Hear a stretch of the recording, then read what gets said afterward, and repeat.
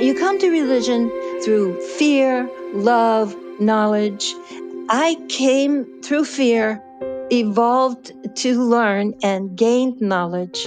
And ultimately, I just love God and love the community. I love how this religion changed my life. I had to make it my own. On In Good Faith, we believe that all faith traditions have something to teach us about how God is working in the world and in our lives. So join us as we listen and learn.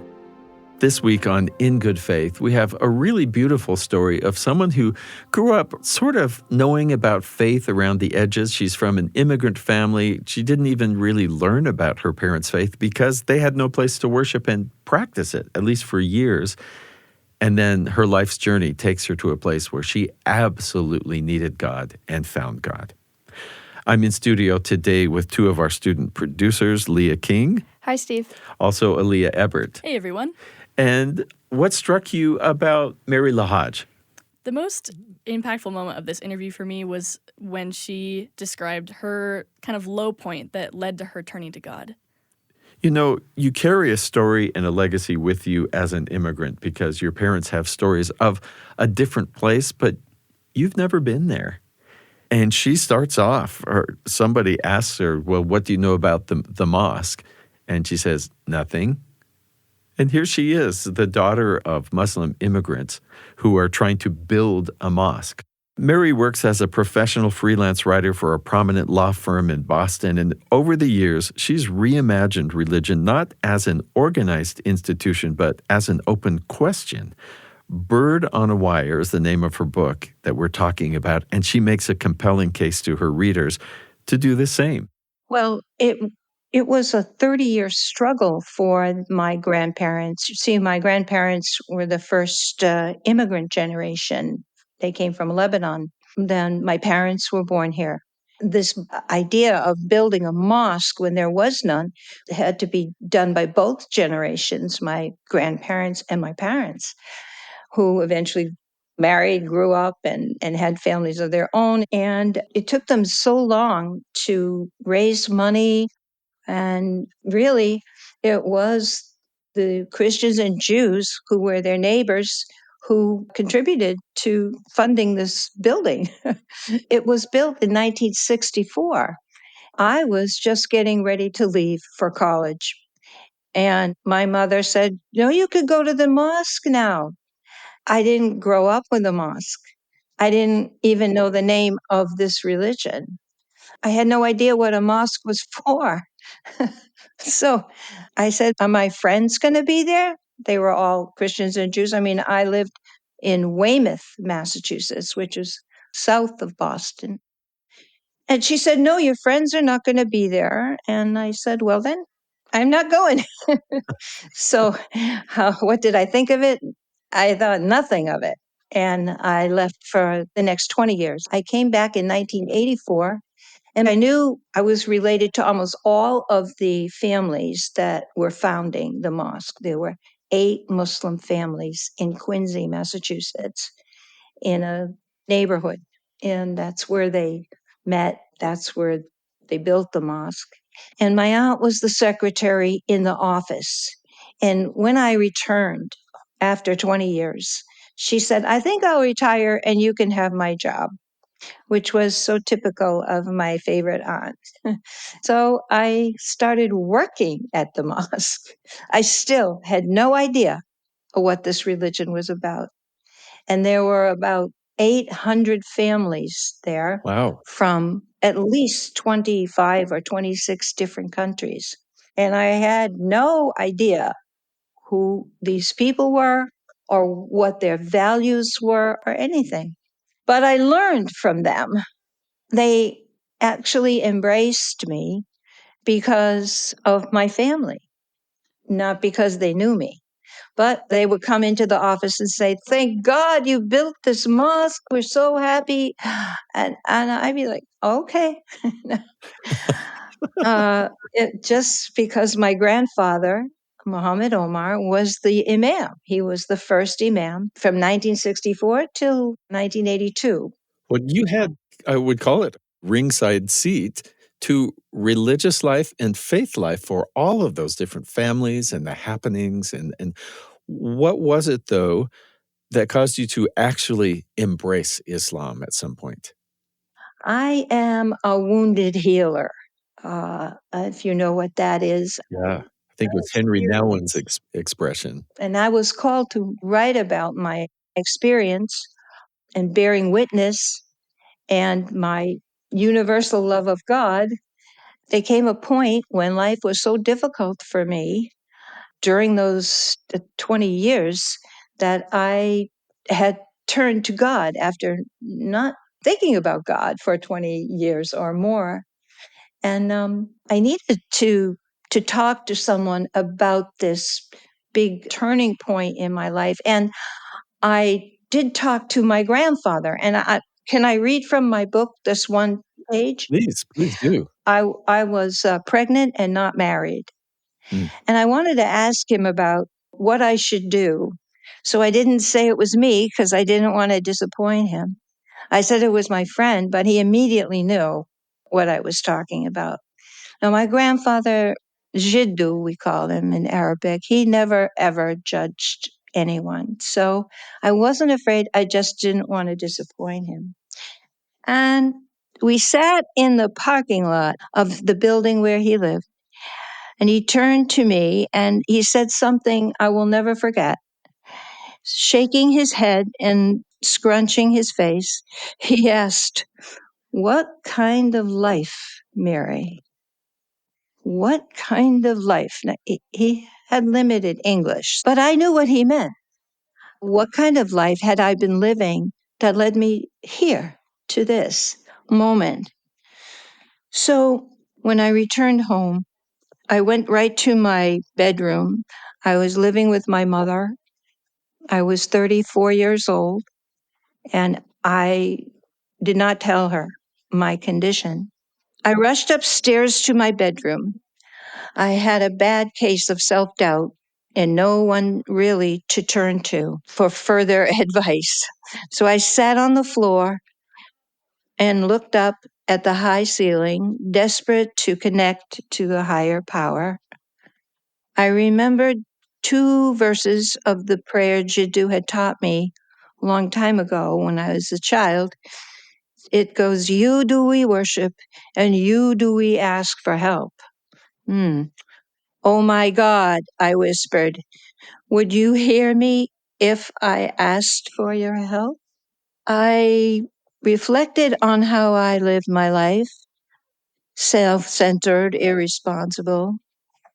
I wanted to change, but even if I could change, who would I be? Can I be better? I wondered.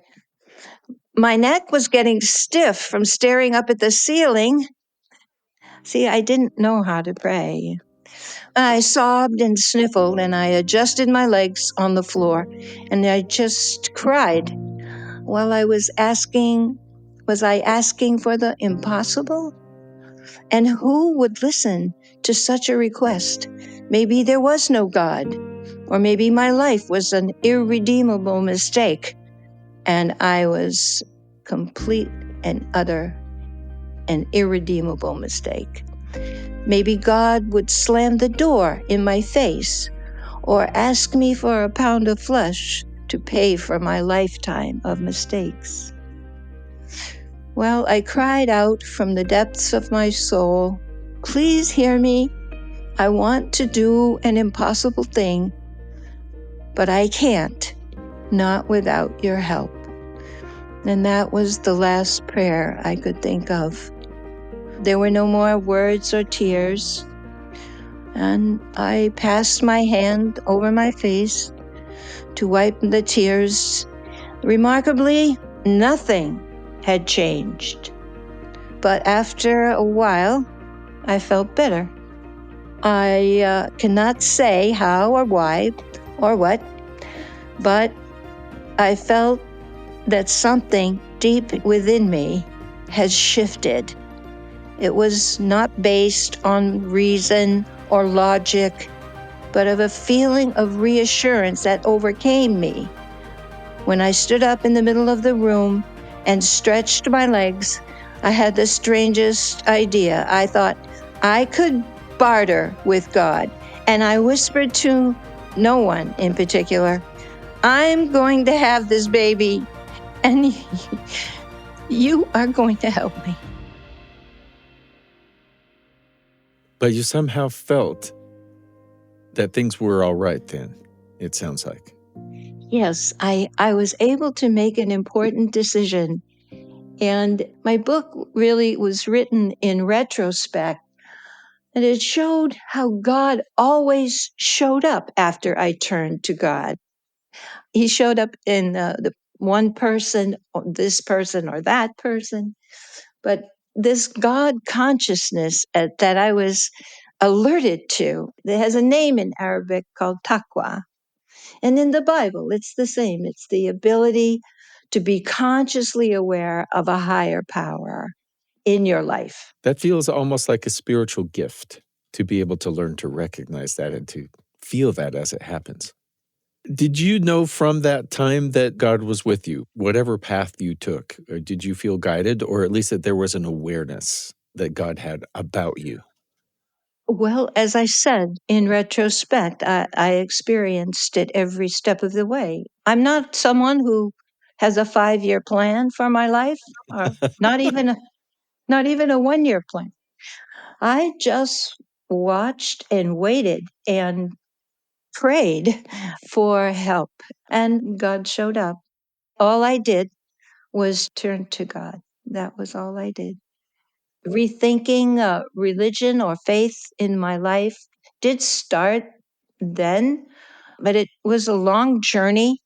And eventually I developed a practice and a theology, and I recognized how my faith evolved over time. So I think it's interesting that you went to what was then the Hartford Seminary.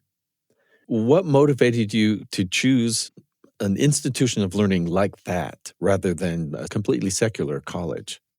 Well, I was at the mosque in the secretary's office, and the brochure from the Hartford Seminary landed on my desk.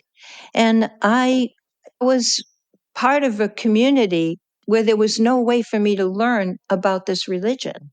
I couldn't sit with the kindergarten kids to learn. I didn't know anything. But the Hartford Seminary had this master's degree program in Christian Muslim relations. They had 12 courses on everything you could ever want to know. And when I went there in my first class with Dr. Willem Bielefeld, a Protestant, he said, faith in its ultimate extension is not the affirmation of truth. Faith is a lifetime of gratitude. Interesting. And that resonated with me because everything that happened to me once I reached out to God was beautiful. My son's father was the best father that ever lived. He was just a beautiful person who knew how to love and how to discipline and how to teach. And I guess getting the job at the mosque and then finding the brochure on my desk were just these things that kept showing up. So you go on to become a chaplain on a hospital staff. So you've grown up with Christian and Jewish friends. You're meeting all of these Muslim families at the mosque where you're working. So it seems like you feel a sense of mission about uniting people of faith in spite of denominational differences. That's right. I wanted to persuade everyone to join an interfaith group and to actually launch an interfaith movement in this country. Why? So that we can recognize and share the things that we have in common. I viewed a lot of the ideas of organized religion today as being very divisive, not unifying. And my universal love of God, I know I share that with people. I know I do. And why not get together and learn from each other. It's affirming of your own faith when you meet someone of another faith. And it's important to know another person's faith. It says that right in the Quran. We made you into different nations and tribes, not to despise each other, but to get to know each other. Yeah. So I wonder if you have an experience or two where you were able, as a chaplain, to help or minister to people of other faiths. Oh, we were trained as multi faith chaplains. So we were assigned floors and sections of the hospital. This was a big acute care hospital in Boston. I was the first Muslim chaplain, and I wasn't able to study that at the seminary, even though later years they did come up with a whole program for teaching Islamic chaplaincy. Well, I was out there and I was sort of making it up as I went along. But I did have this wonderful experience. I was in the hospital for a brief time, and my friend, a Methodist minister, he came to see me.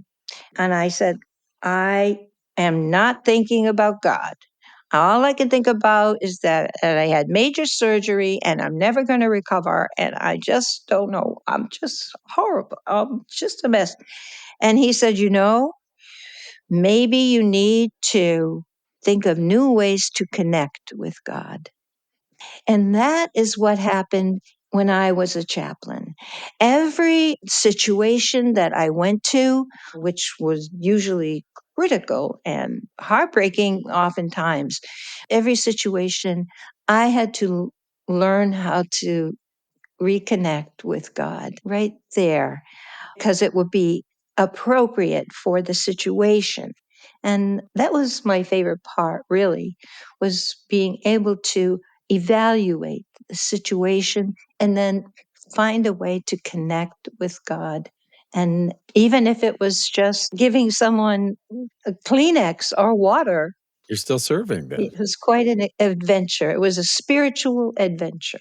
So now, after those years of not knowing what that faith was, even though your family grew up in it, do you feel connected to the greater Muslim community? There are so many mosques now and so many communities. And I have been around a long time. I am a member of several of the mosques, Islamic centers. But for more than 10 years, the Islamic Center in Quincy that my family helped found was the only mosque. And all of the people who came, they eventually learned how to do it, and then they went back to their neighborhoods in other parts of Massachusetts. I mean, this was the only mosque in New England, which is a 6-state region, 6 states. So people came from Maine, New Hampshire, Connecticut, Rhode Island. And they eventually went back and built their own mosques. So I've been a member of the community for at least 40 years now. I taught religion at one of the mosques where I still am a member. And the idea that you could just go to any mosque on any corner, I don't know how many mosques there are now in this country, probably close to 2,000, if not more. People just seem to take it for granted. So I felt like I needed to tell the history of the mosque for the sake of this community so that they would have a greater appreciation for what it's like to grow up without a mosque, without a school, without a religion, and they do appreciate it. You're listening to In Good Faith. We'll be back with more in just a moment. I'm Stephen Cap Perry, host of In Good Faith. We have another podcast in our BYU radio family of podcasts. It's called The Appleseed. It's a way to take a journey anytime you would like with stories, nationally known storytellers telling everything from folk tales and fairy tales, personal stories, and family tales. It's a great way to get everybody laughing or thinking about some particular topic. And it almost always leads to conversations in the family. If you hit pause after a story and say, what did you think about that? And boy, what does that remind you of? That is a fun time to get to share each other's stories. And that's what The Appleseed does. Check out the podcast wherever you get your podcasts. This is In Good Faith.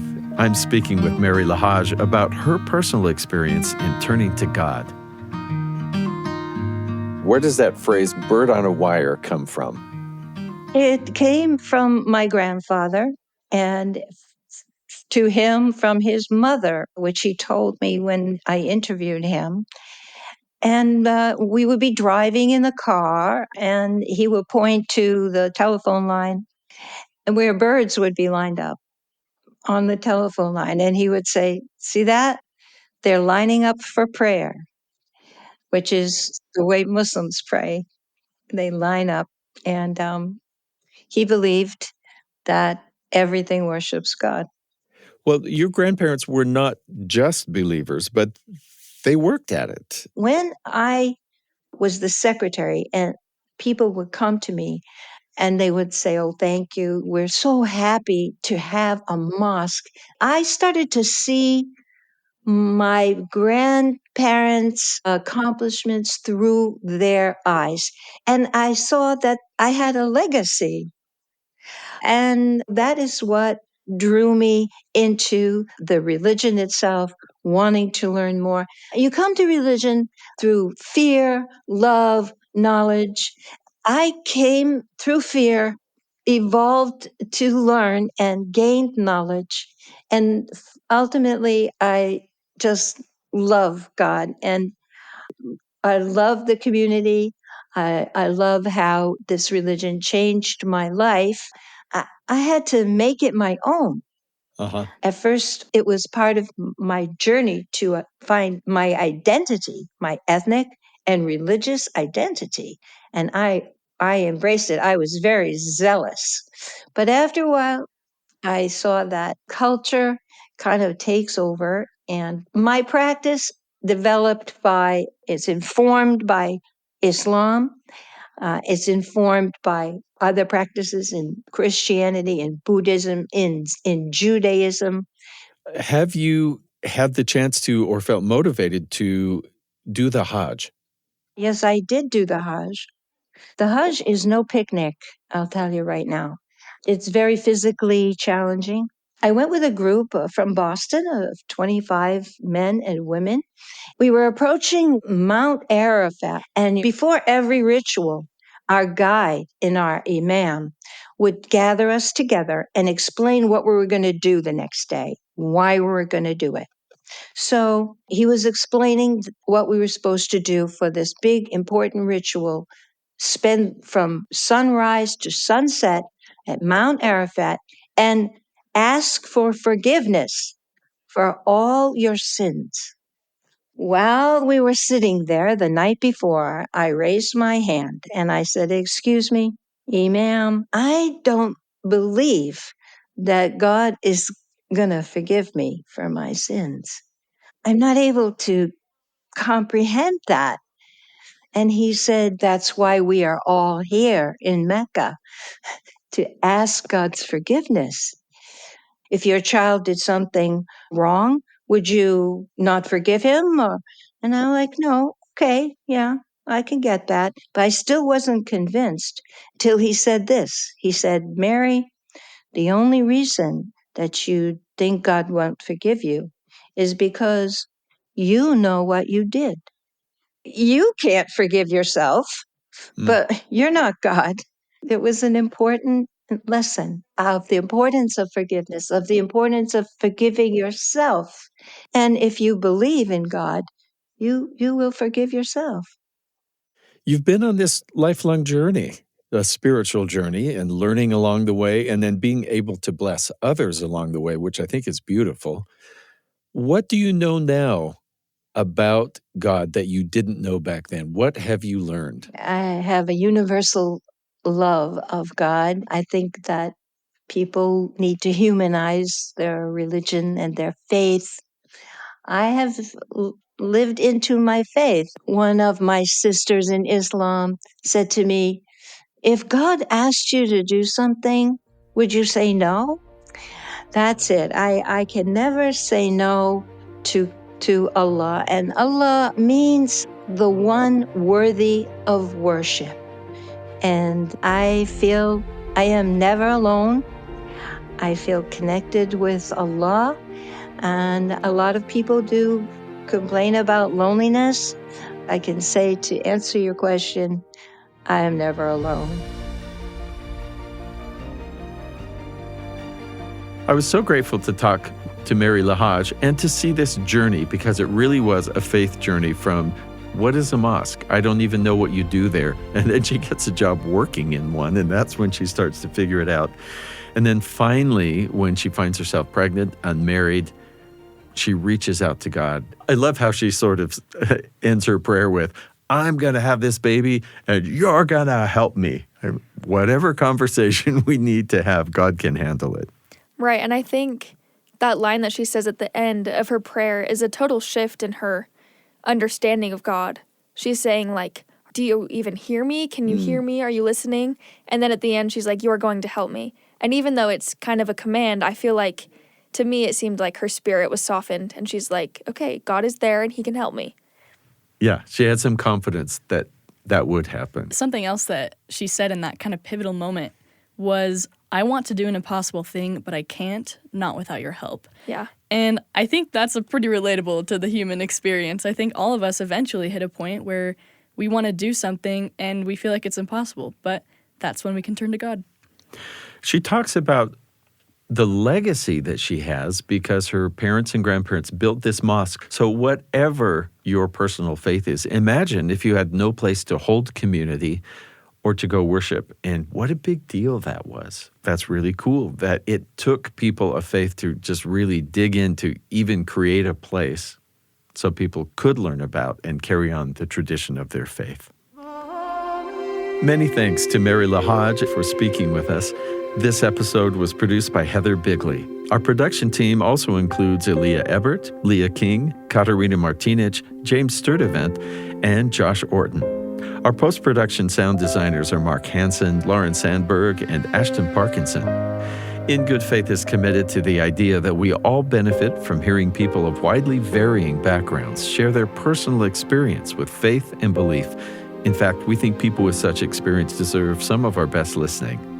We'd love it if you would leave a comment or a review wherever you get your podcasts and listen to us. That's Apple, Spotify, YouTube, wherever. That helps spread the word. Find us on Twitter at In Good Faith Pod, Instagram and Facebook, In Good Faith Podcast.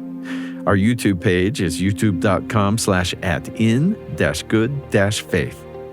In Good Faith is a production of BYU Radio. I'm Stephen Cap Perry. I hope you join me again soon, right here in Good Faith.